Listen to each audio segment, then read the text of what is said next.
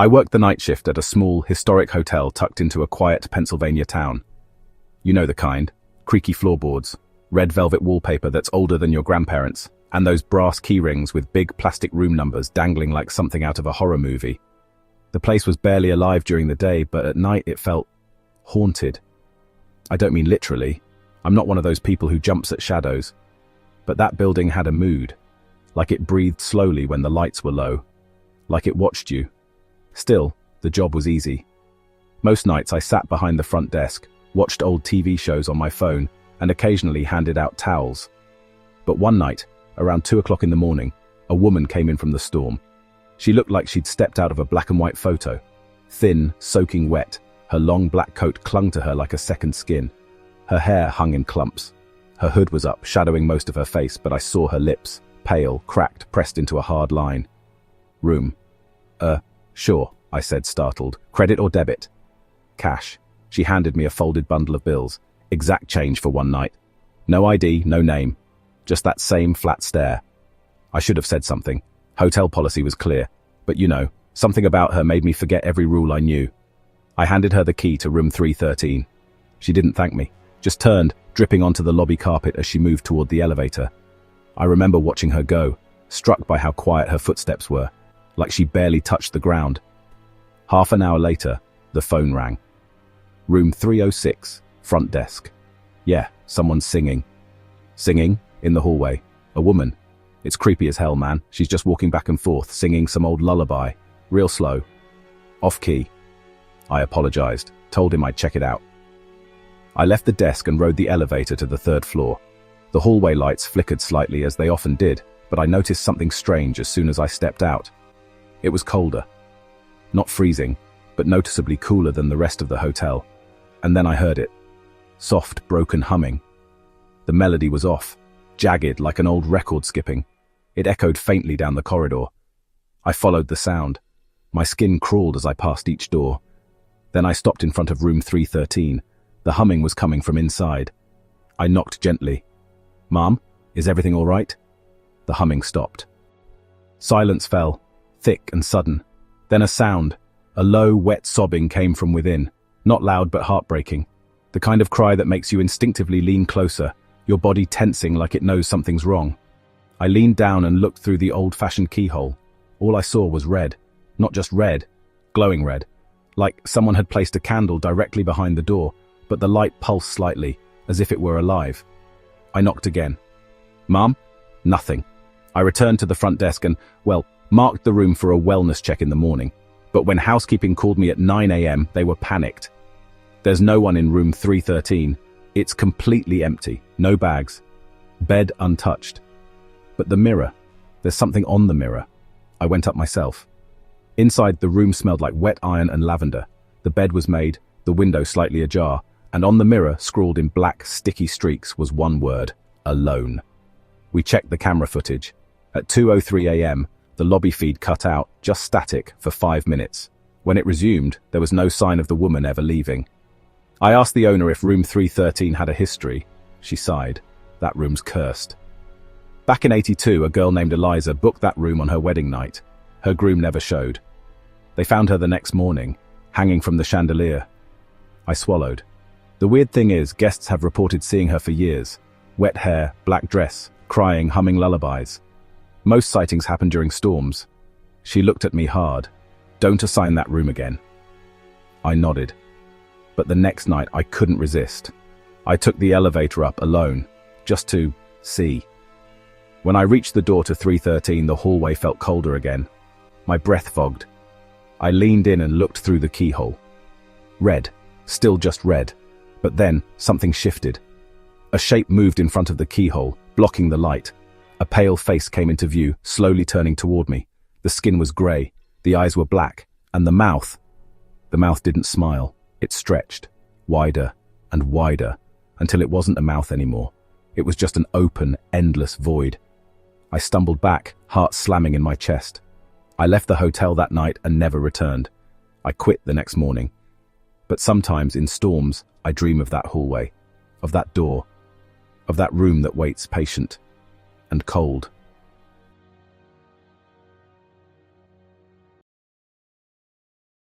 When I was 9 years old, I made a new friend. Her name was Claire. She lived in the house directly across from ours, an old Victorian with faded green shutters and a leaning porch. It was the kind of house adults called a fixer-upper, but to me, it looked like something out of a storybook. Or maybe a nightmare. Claire was pale, almost ghostly, with long dark hair that hung in her face. She wore the same dress every day, a white one with little blue flowers, old-fashioned like something from a black and white photo. She never wore shoes, even when the pavement was hot enough to sizzle. I was the only one she ever talked to. She first appeared at her upstairs window. I was riding my bike in circles on our driveway when I noticed her watching me. I waved. She didn't wave back, not at first, but she kept staring, wide-eyed and still. Finally, she lifted her hand slowly and returned the wave. That night, she came over. I was sitting on the porch steps, eating a popsicle, and she just appeared at the bottom of the stairs. I blinked. "Hi, you live across the street?" She nodded. "Wanna play?" We played tag in the yard. She was fast, but she never ran past the sidewalk.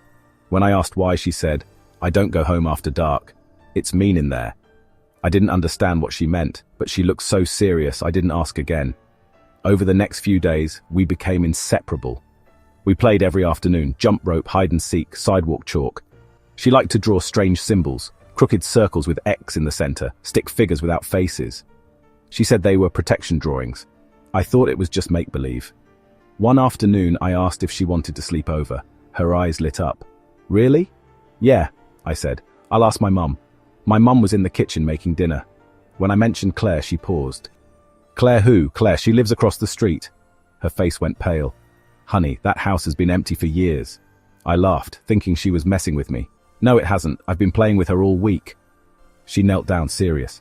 "That house was boarded up after a tragedy. The man who lived there, he wasn't well. He hurt his daughter." I stopped smiling. "What was her name?" I asked quietly. My mum hesitated. "Claire." I didn't sleep much that night. I kept glancing out the window. At exactly midnight, I saw her, standing in her window, just watching. She didn't wave, she didn't smile. She just lifted one hand and pressed it against the glass. There was something dark behind her. A shape I couldn't make out. A shadow that didn't move right. Then her window went dark. The next morning, I crossed the street. The porch steps creaked under my sneakers. I peered through the dusty window. Inside, the house was empty. Just a husk of old furniture and peeling wallpaper. Cobwebs stretched across the hallway like curtains. It smelled like dust and something sour. But as I turned to leave, I heard something. A soft whisper. "Claire, don't leave me." I ran.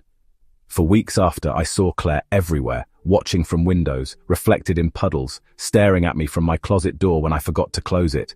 She never spoke again, just stared, always with that hollow expression. Eventually we moved away. My parents never asked me why I stopped going outside. I think they knew something had happened but didn't want to face it.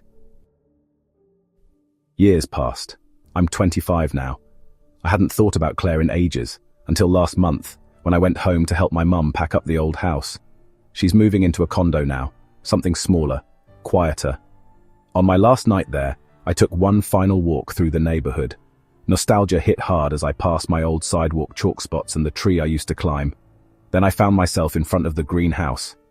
It looked even worse now, shingles falling off, porch collapsed, windows boarded, except one. The upper right window had been cleared. Clean, no dust, no boards. And in the glass, a handprint, small, child-sized. I stared for what felt like an hour before I finally turned away. But just as I did, I heard something soft and familiar drift across the street, carried on the wind like a secret. "Wanna play?"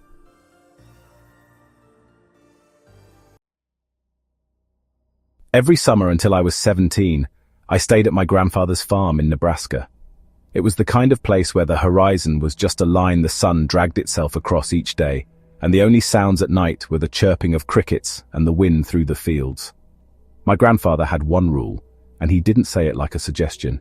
He said it like a warning. Don't go into the cornfield after dark. He'd look you right in the eye, his sun-leathered face drawn serious. Things get lost in there, he said once, and not all of them are animals. I always figured it was just a farm version of a bedtime story, something to keep dumb kids like me from wandering off and breaking our necks. until that one July night when I ignored him. I was 17, angry over a stupid fight with my cousin. The air was thick with heat even after the sun went down, and I wanted to walk it off. The moon was nearly full, and the cornfield shimmered under its light like waves on a black ocean. I didn't mean to go in far, just a few rows. The stalks were tall, well above my head, and dense. As soon as I stepped in, the sound of the crickets faded, muffled by the green walls around me. The dirt path between the rows felt narrow, almost shrinking with each step. I kept telling myself I'd turn back after 10 paces. But then I heard it. A whisper. At first I thought it was wind. But it wasn't, it was a voice. Low, feminine, delicate. "Come," I froze. My heart knocked in my chest. "Hello," I called out, half laughing. "Someone there?" No answer. Then again, closer this time. "Come." I turned to leave, but the rows behind me didn't look right. The path I'd just walked down was gone. Or maybe I'd turned and hadn't realized it. I called out louder, my voice starting to tremble. "Grandpa." The corn rustled gently, not from the wind. Something was moving in there. Crunch, crunch, slow footsteps on dry earth. I spun in circles, trying to get my bearings, trying to find the moon, but it was gone. Swallowed by thick clouds that rolled in without warning. Darkness wrapped around me like wet cloth. Then I heard it again. A third whisper, right behind my ear. "Stay." I ran. I didn't care which direction, just away.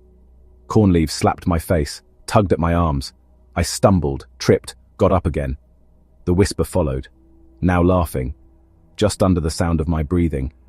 And then I saw her.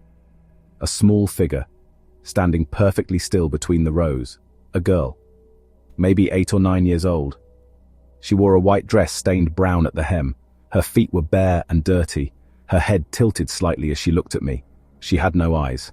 Where they should have been was only smooth skin, but she smiled, wide, too wide, and she raised one hand, palm facing me. I never found my way out. I screamed and turned. The corn behind me parted, and suddenly the porch light of my grandfather's farmhouse glowed in the distance. I ran like hell. I burst from the cornfield, soaked in sweat and shaking so hard I collapsed on the lawn. My grandfather was already on the porch, shotgun resting in the crook of his arms. He didn't say anything, just nodded once and went back inside. We never talked about it. I wanted to believe it was a hallucination, a panic attack, something logical. But I couldn't sleep that night. Every time I closed my eyes, I saw her again, standing in the corn, smiling, waiting. The next morning, my grandfather handed me a mug of coffee and sat beside me on the steps. "You saw her, didn't you?" I hesitated. "The girl." He nodded. "She's been there a long time. Some say she got lost and starved. Others say something else found her out there, something that wore her face when it came back." I didn't ask for details. I left that summer and didn't return for years. But last week, I got the call. My grandfather passed away in his sleep. Peaceful, they said. I came back for the funeral, and last night I found myself sitting on that same porch, staring at the field under a silver moon. The corn's grown high again, and tonight I swear I heard it, the whisper. "Come."